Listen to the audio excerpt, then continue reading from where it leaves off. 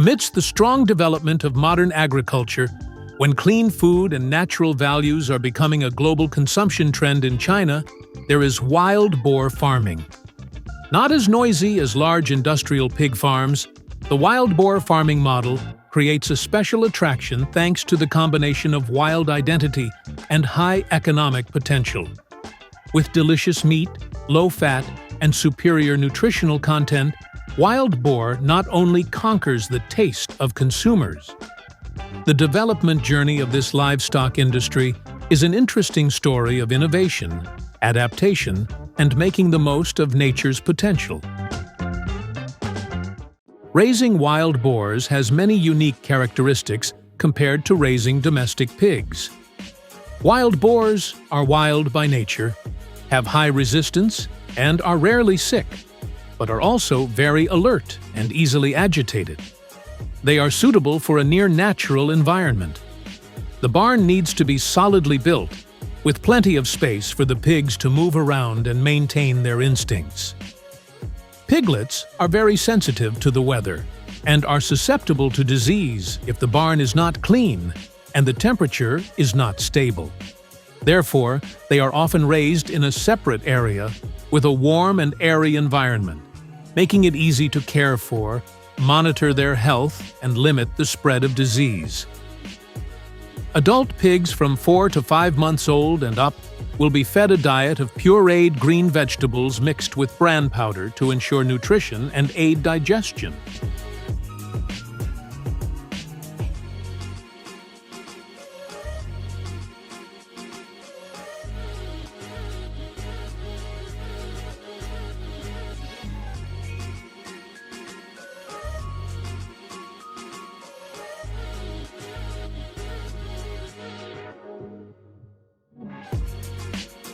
In addition, corn, potatoes, rice, bran, or bean dregs can be added to increase energy.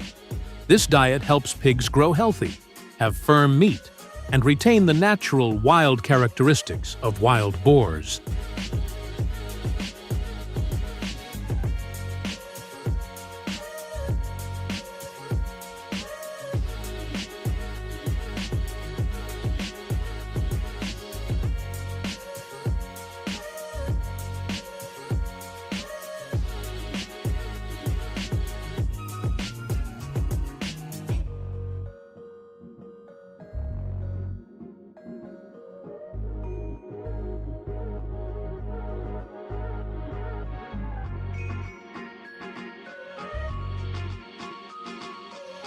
Newborn piglets and their mothers need special care in a clean, warm, and quiet environment to ensure their health.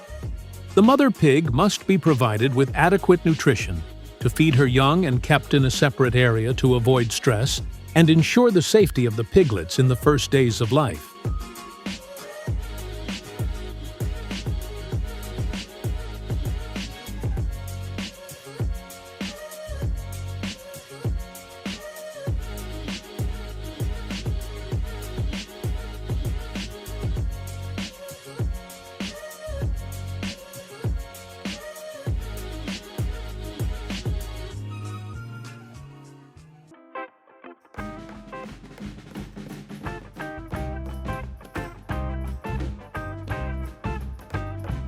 Each pig is usually pierced in the ear to easily manage, monitor, and distinguish each individual during the breeding process, and to avoid getting lost when raised freely in the forest.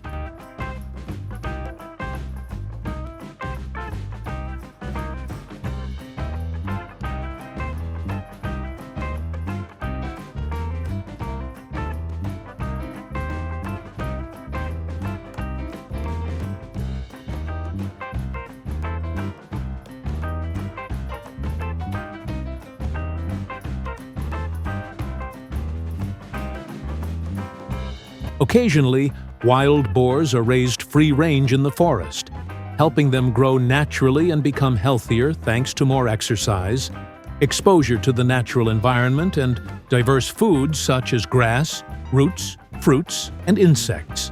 This method not only preserves the wild nature of the species, but also improves the quality of the meat, increasing the economic value for the breeder. However, Free-range farming also requires strict management to avoid loss and the risk of disease from the natural environment.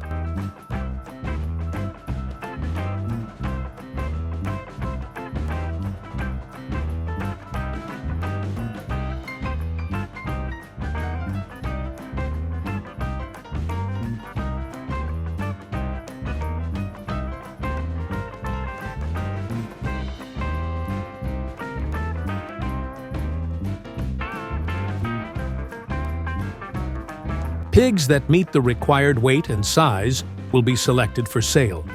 Before selling, the pigs will be carefully weighed to determine the exact weight, helping the seller and buyer easily negotiate the price and ensure benefits for both parties.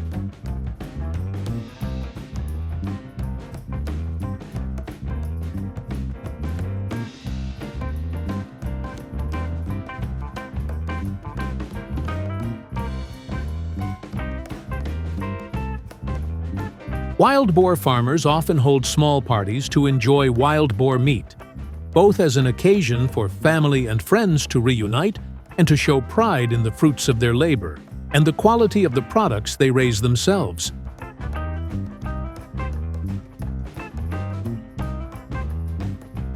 Wild boar meat is rich in protein, low in fat and cholesterol, and provides many vitamins and minerals to help strengthen health and the immune system.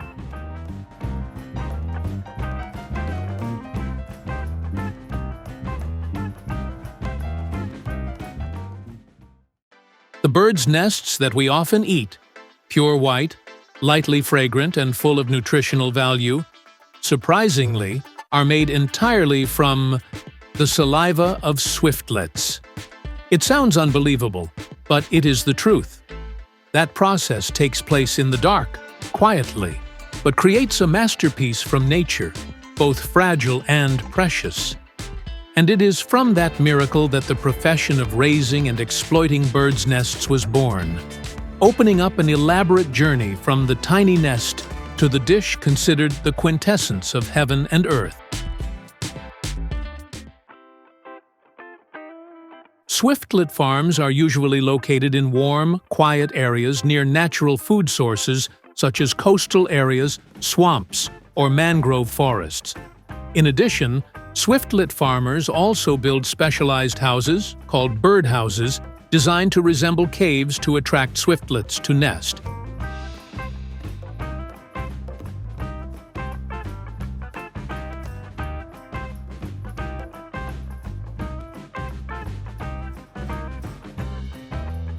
Swiftlets are considered the most patient and skillful artisans. Unlike other species, swiftlets do not need straw or branches to build their nests. Rather, they use their saliva to create a nest that is as shiny as silk. Each nest is a masterpiece of nature.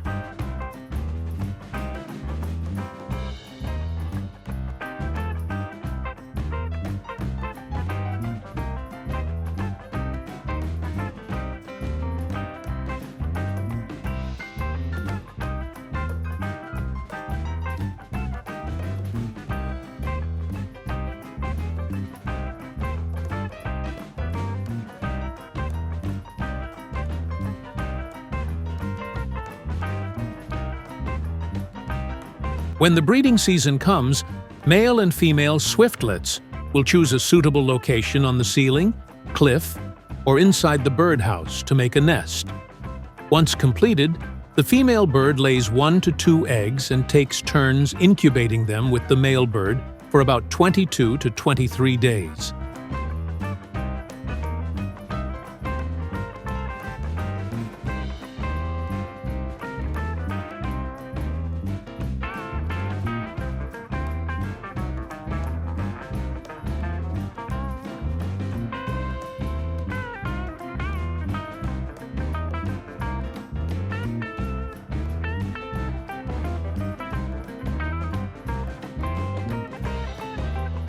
The nests are collected after the young birds have left the nest, ensuring that they do not affect the breeding process. The breeders use their hands or specialized tools to remove the nests, then clean, dry, and preserve them. They can be harvested 3 to 4 times a year, depending on the breeding cycle.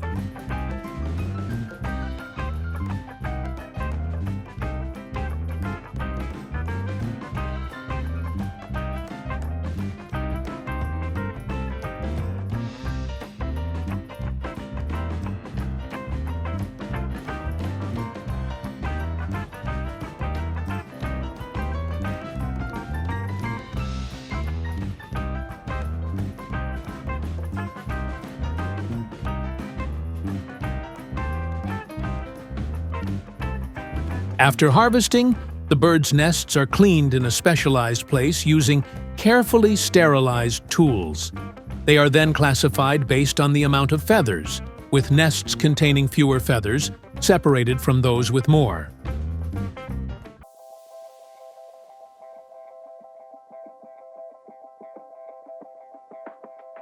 The next crucial step is the meticulous task of picking feathers. Workers, with skillful hands and sharp eyes, carefully remove each feather and impurity.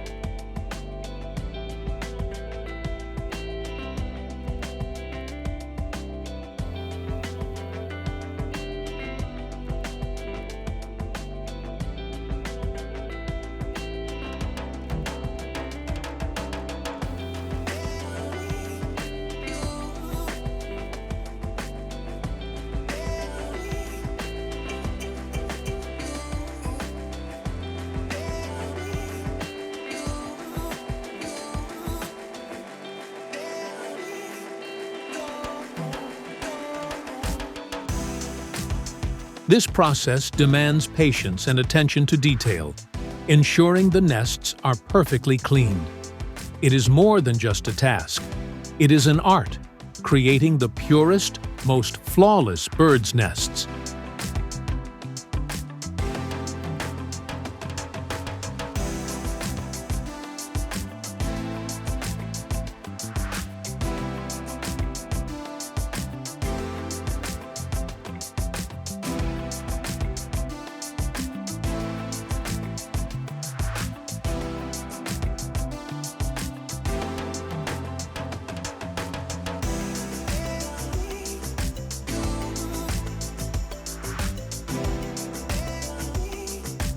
Nests with fewer feathers will be packaged immediately, with a minimum weight of about 10 to 15 grams per nest.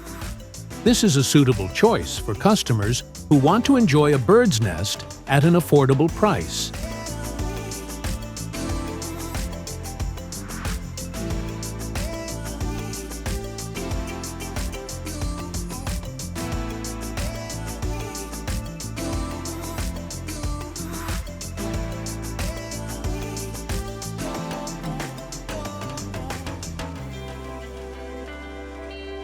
During the picking process, workers will wash the bird's nest with water to easily remove small feathers, thereby saving time and focusing on picking larger feathers.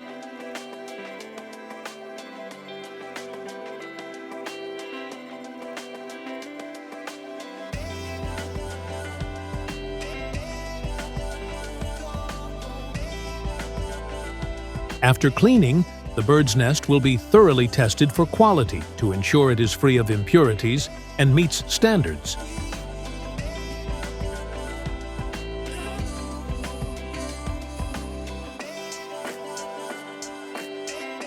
After passing quality inspection, birds' nests are packaged for sale. Broken or misshapen nests are remolded to ensure uniformity. The nests are then dried in a controlled room with fan airflow and adjusted temperature to preserve their nutrients while drying evenly.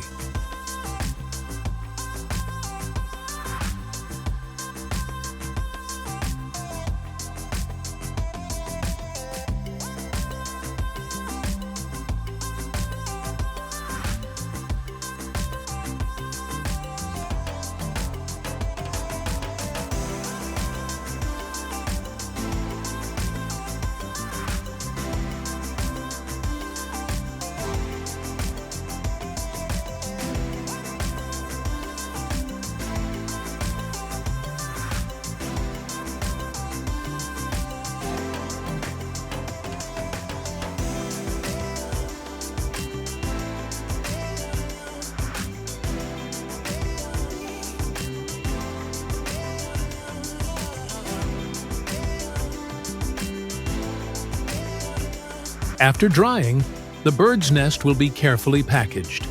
Each bird's nest is placed in a specialized box or bag, stored in dry, clean conditions.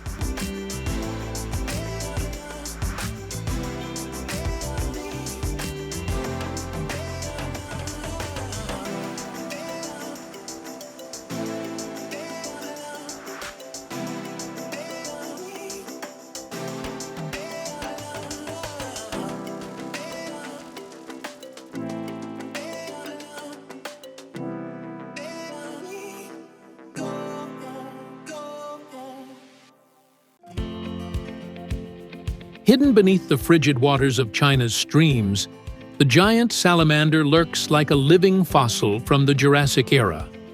Growing up to 1.8 meters long, it holds the title of the world's largest amphibian. But here's the real mystery. This ancient creature is now being farmed on an unprecedented scale. Could this be the key to its survival, or is it an even greater threat to its future?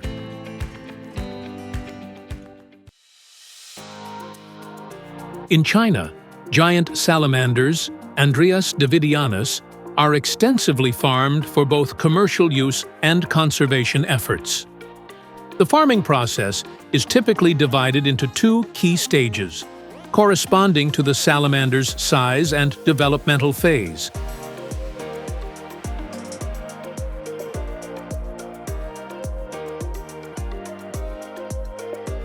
Salamanders are usually kept separately according to size and age to ensure appropriate space and environment.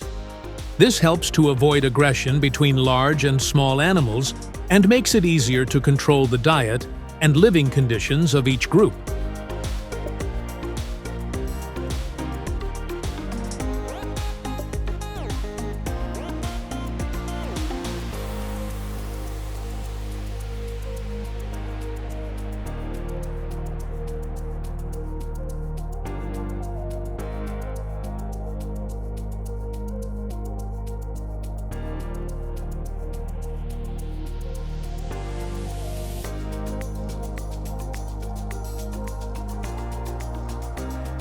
Chinese salamander eggs are usually laid underwater in cool, moist environments, as they are a species that lives primarily in cold streams or lakes.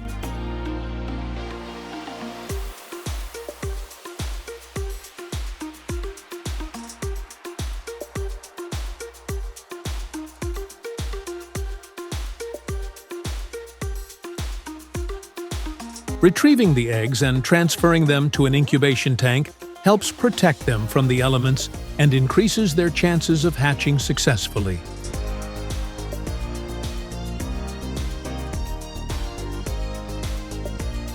These bags help keep their habitat stable while minimizing exposure to outside factors that could affect the salamander's development.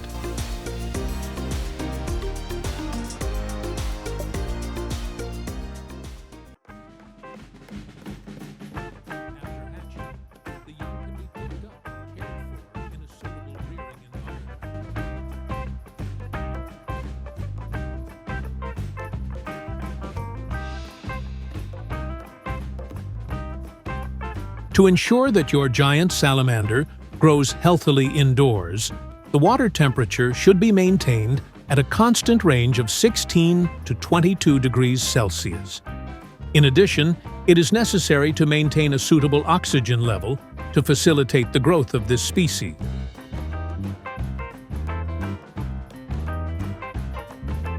In captivity, their food can be live animals, such as earthworms, baby fish, or even prepared food specifically for amphibians.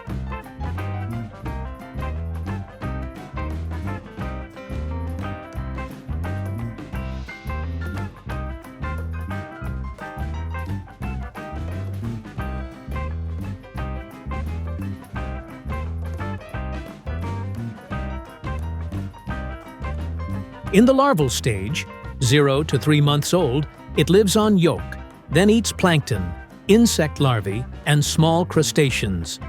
When it grows legs, 3 months to 1 year old, it switches to earthworms, small fish, shrimp, and insects. In the juvenile stage, 1 to 3 years old, it can eat small frogs, crabs, larger fish, and sometimes other salamanders if food is scarce. When entering the first year, the salamander reaches a length of 30 to 50 centimeters. Its hunting ability improves significantly. At this time, they can be brought to an outdoor environment, such as an artificial lake or an outdoor cage for more comprehensive development.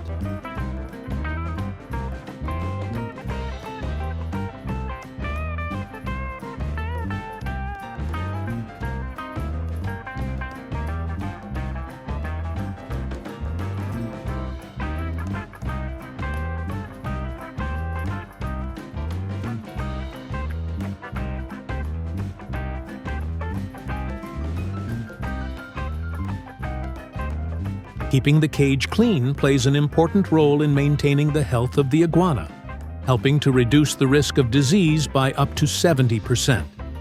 Every week, it is necessary to change 30 to 50% of the water.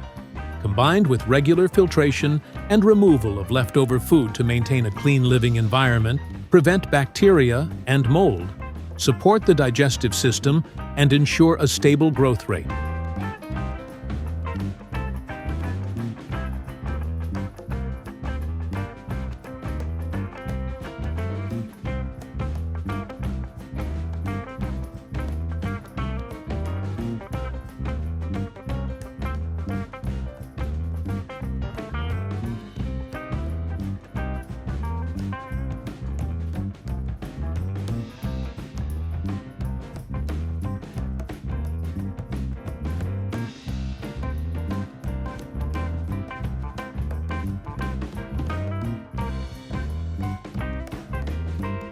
When the Chinese giant salamanders reach a standard size, they are harvested for restaurants, herbal markets, or conservation programs. Farmers collect the salamanders in carts and transport them to weighing stations for accurate counting before sending them to market.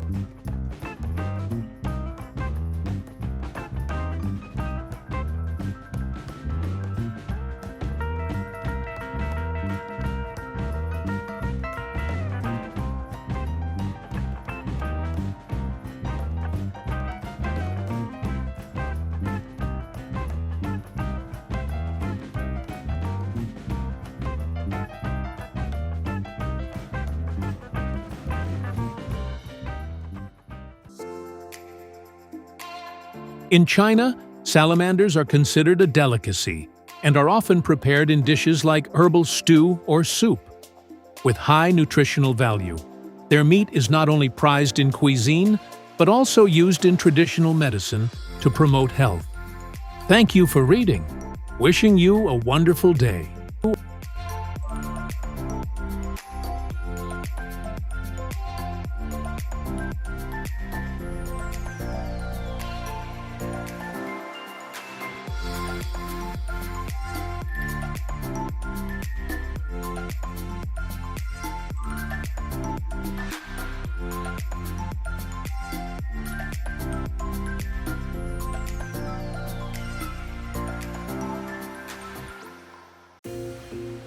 The harvesting of pollock a seemingly ordinary white fish, is gradually becoming the focus of simmering disputes between nations. In the frigid waters off the coast of Alaska, where the maritime boundary between the US and Russia lies less than 100 kilometers apart, a fierce race is unfolding to exploit this valuable marine resource. This is no longer just a story about fishing. It's part of a larger global power game, where each fish carries not only economic value, but also political calculation. Pollock is mainly caught in the Bering Sea, off the coast of Alaska, USA.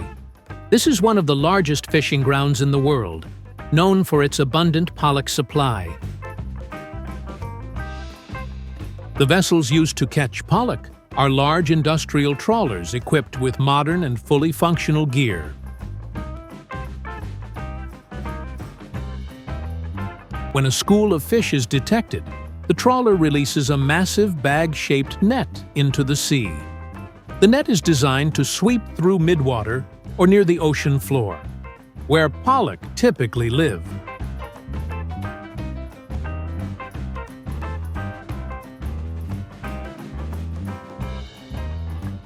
After the net is hauled in, the end of the net, where all the caught fish are gathered, is lifted onto the deck and emptied into a large hopper, ready to be sent down to the processing hold.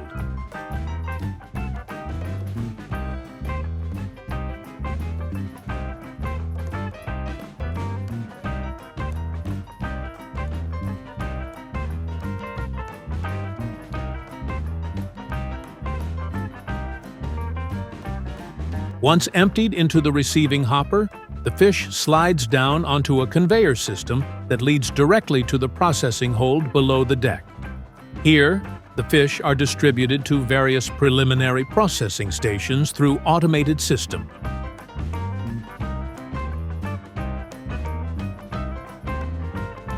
Inside the processing hold, pollock are sorted by size, then automatically headed, gutted, deboned, and filleted on processing lines.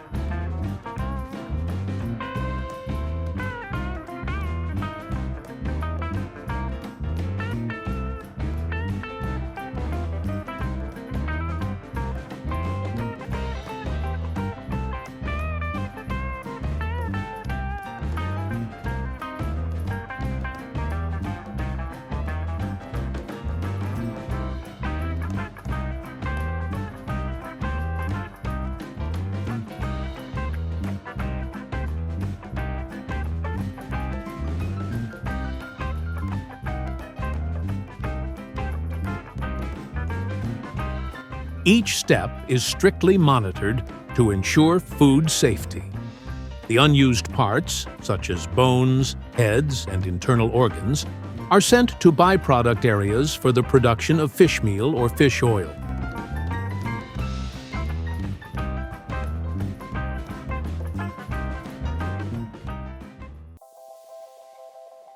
After being caught and pre-processed on board, the pollock is transported to processing plants located along the coastline. The fish is placed on a conveyor belt where workers or machines carry out tasks such as heading, gutting, deboning, and skinning if necessary. This step removes any inedible parts and prepares the fish for the next stage: meat separation.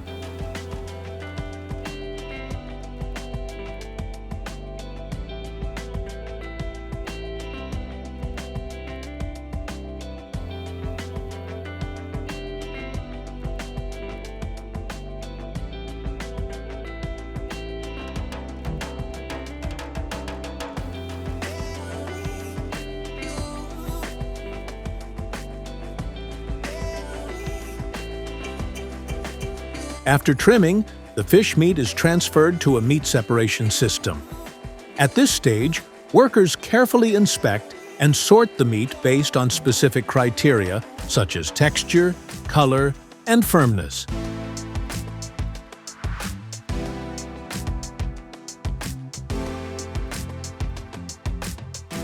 After the fish meat is separated, it is precisely portioned and sent to the packaging stage. Each package is labeled with detailed information before being moved to cold storage, ready for distribution to the market. Each fillet portion is sent through the individual quick freezing IQF system. This process rapidly freezes each piece separately, helping preserve its original shape and fresh quality and significantly extending its shelf life.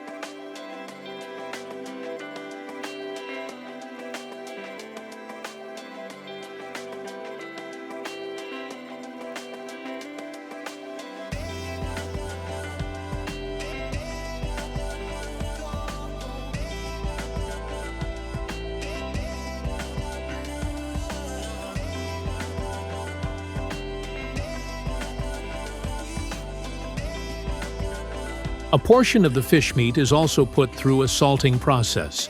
The fish is evenly mixed with sea salt at a specific ratio to undergo natural fermentation. This process can last anywhere from several hours to a few days, depending on the desired final product.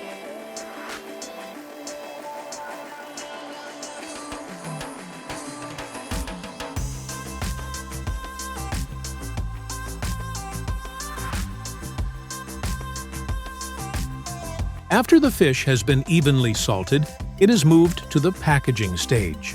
Salted fish is typically packed in vacuum-sealed bags or airtight plastic containers, then labeled and stored in cold storage.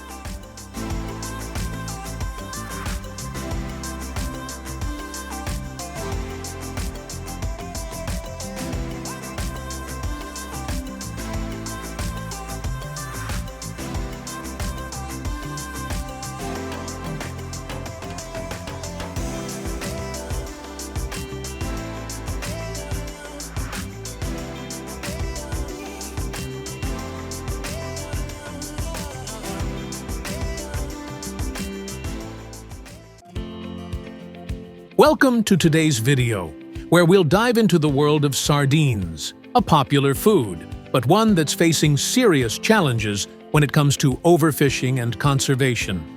From overfishing issues to its impact on marine ecosystems, we'll explore how sardine consumption affects both the environment and human health. Stay tuned as we look at sustainable solutions for the future of sardines.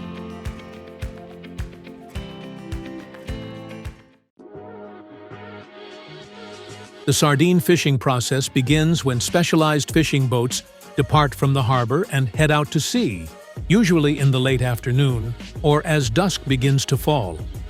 Once the location of the fish school is identified, the net is immediately deployed into the sea in a wide semicircular shape, surrounding the entire school of fish.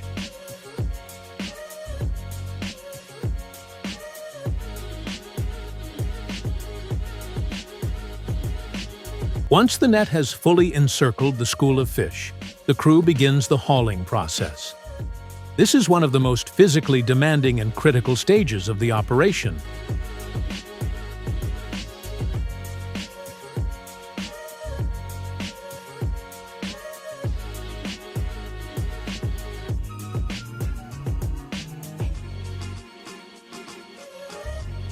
With the help of machinery, sections of the net are slowly pulled in, gradually tightening the circle and gathering the fish into a confined space at the bottom of the net.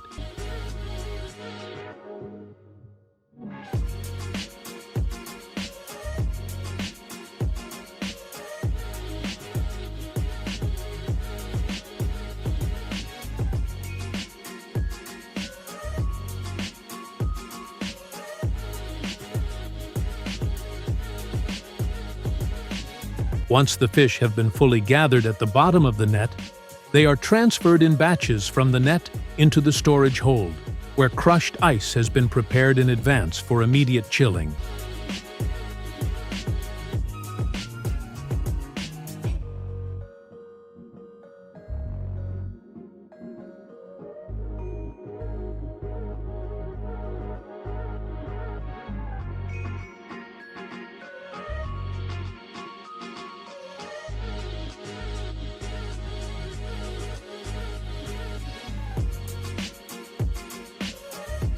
The process of hauling the net usually lasts for several hours, sometimes throughout the night, depending on the size of the fish school and weather conditions.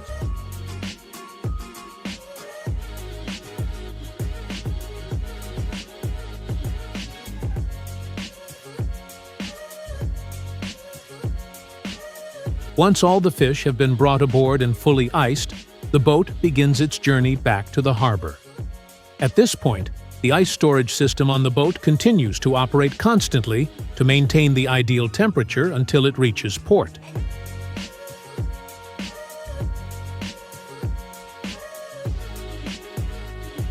When the boat reaches the port, the crew is ready with a modern crane system to lift the fish from the boat onto the dock. Each crate of fish is quickly and safely hoisted aboard.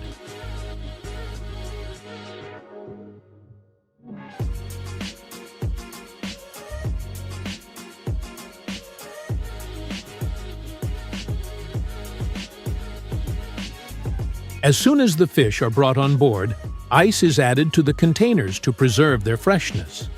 The thick layer of ice helps maintain a stable temperature, ensuring that the fish remain in optimal condition during transportation.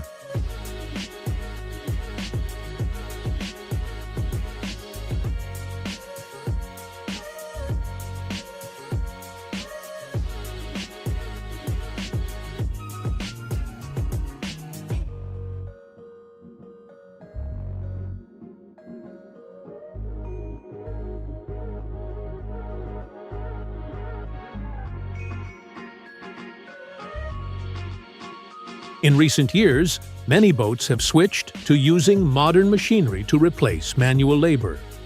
These devices not only save time, but also reduce the burden on the crew, allowing them to complete the work more quickly and efficiently.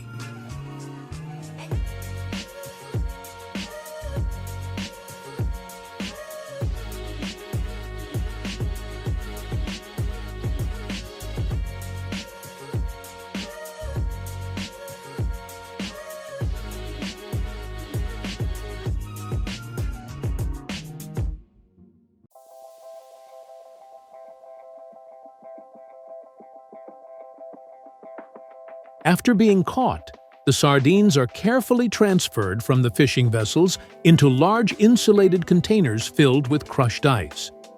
This immediate chilling process is crucial to preserving their freshness and preventing spoilage.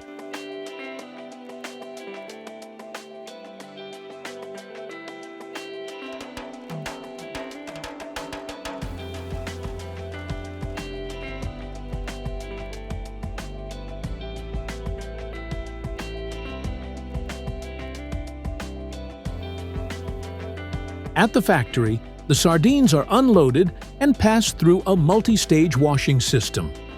Clean, cold water jets and gentle brushes are used to remove any dirt, loose scales, blood, or surface impurities.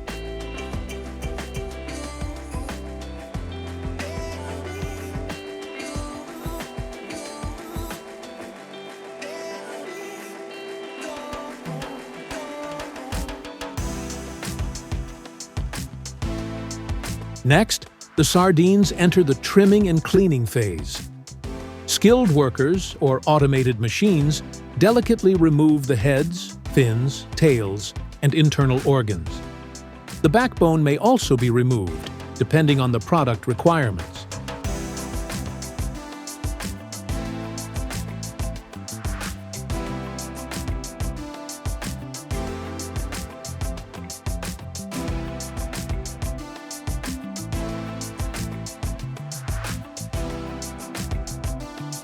Meanwhile, printed labels are applied to pre-formed cans or packaging materials. The cleaned sardines are then carefully panned uniformly laced into the cans. Depending on the recipe, a prepared sauce is poured over the fish to enhance flavor.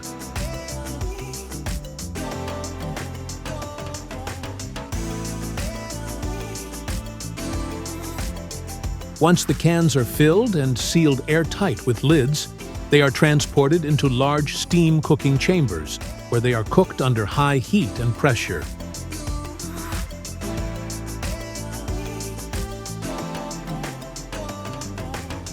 After cooking, the hot cans are cooled and guided along a conveyor system for a final quality inspection.